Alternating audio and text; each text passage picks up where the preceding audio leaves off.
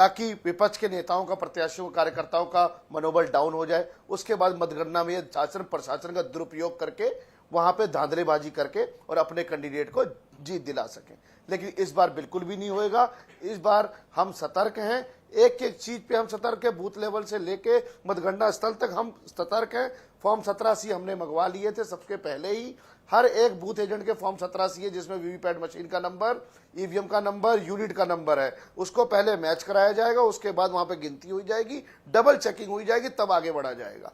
इस बार गौरव भाई फिर ये बिल्कुल नहीं खोने देंगे। फिर और ये मेरी आपके चैनल के फिर ये गौरव भाई फिर ये डीएम वाला फॉर्मूला कहां से फ्लोट हुआ? माध्यम से रिक्वेस्ट है, आपने तैयारी कर ली है, फॉर्म 17C मंगवा ली है, चैनल- सब कुछ आप लोगों ने तैयार कर लिया, फिर ये डीएम वाला फॉर्मूला कहां से फ्लोट हुआ ये भी बताइएगा।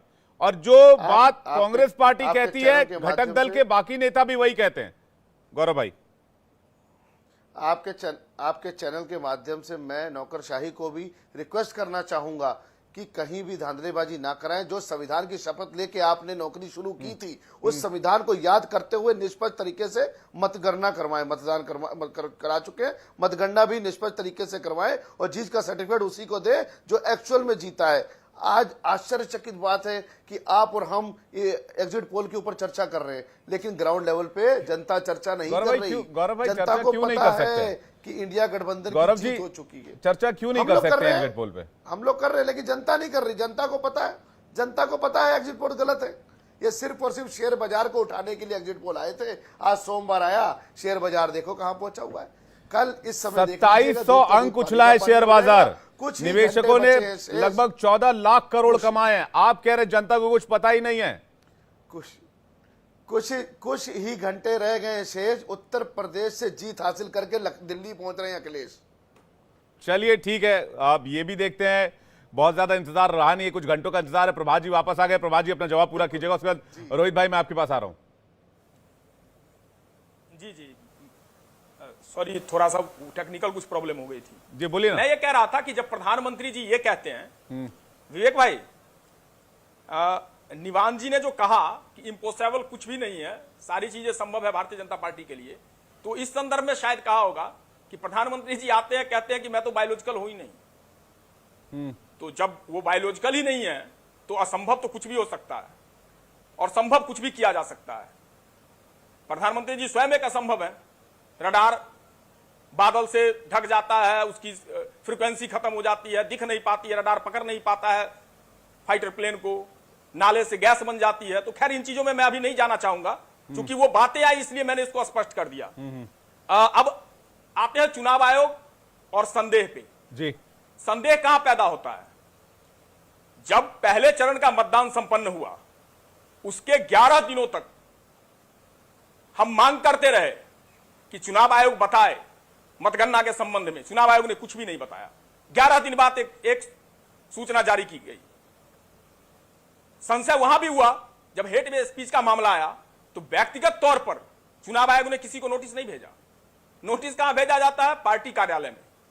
अगर किसी व्यक्ति ने हेट स्पीच करा तो आप उसको नोटिस भेजोगे, लेकिन आपने नहीं भेजा। आपने राजनीतिक पार्टी के राष्ट्रीय अध्यक्ष के पास में नोटिस भेजा कि आपके पार्टी के नेता ने ऐसा बोला, और उसके बाद क्या चुनाव आयोग ने उस पर एक्शन लिया कोई नहीं जानता। शायद आप भी विवेक भाई नहीं जानते होंगे।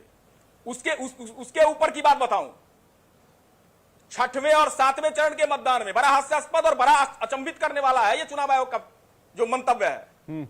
चुनाव आयोग कहता है कि आप कॉन्स्टिट्यूशन और रिजर्वेशन की बात नहीं करोगे। अरे प्रभु, मुख्य चुनाव आयोग जी, अगर संविधान की बातें इस देश के अंदर नहीं होंगी तो कौन सी बातें होंगी? हिंदू मुसलमान की, भारत पाकिस्तान की, या शमशान कब्रिस्तान की? कौन सी बातें करवाना चाहते हो आप? हम तो संवैधानिक आदमी, हम संविधान को मानते हैं, संविधान की बातें ही करेंगे।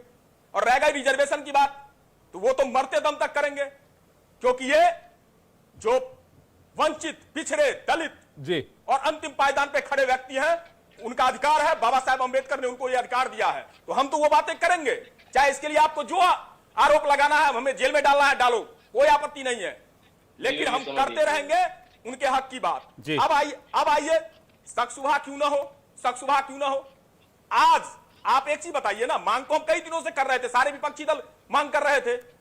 आज जब कल रिजल्ट आने वाला है, आज चुनाव आयोग सामने आता है।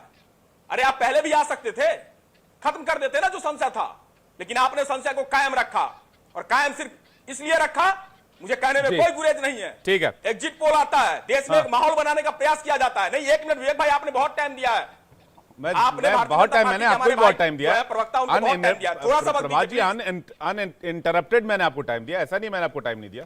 आप अपना जवाब जल्दी से नहीं, पूरा आप- कर लीजिए। हाँ, आप कर सकते हो, आप प्रश्न करो, मुझे प्रश्न से आपत्ति नहीं है। मैं प्रधानमंत्री जी थोड़े हूं, मोदी जी थोड़े होगी, प्रश्न से आपत्ति होगी। प्रश्न करो ना आप। लेकिन मोदी जी ने मुझे भी 80 बोलने दो इंटरव्यू आप, दे प्लीज। दिए, मोदी जी ने 80 इंटरव्यू दिए, राहुल जी ने 1 इंटरव्यू दिया सर। हाँ, इंटरव्यू हमने देखा है, आम कैसे खाते हैं, वो देश ने देखा पिछला है ना। था, वो चूस के 2019 खाते हैं, वाला काट के था खाते हैं। प्रभात जी, वो 2019 वाला था, अभी वाला नहीं है वो। अरे तो अभी भी कहा प्रश्न पूछ लिया किसी, आपके जैसे किसी निडर पत्रकार ने अगर इंटरव्यू किया होता तो प्रश्न पूछते आप कि महंगाई के बारे में प्रधानमंत्री जी क्या कहना है, मणिपुर के बारे में नग्न परेड हुई उसके बारे में क्या कहना है, पहलवान बेटियों को घसीटा गया उसके बारे में क्या कहना प्रभात है, जी, किसानों प्रभात पे जी, कार दौराने वाले मंत्री जी, का प्रभात जी, बेटा, उसको फिर से टिकट दिया गया उसके बारे में क्या कहना है। चुनाव किसी ने पूछा क्या? चुनाव आयोग के मंतव्य पर रहते हैं। स्क्रिप्टेड था।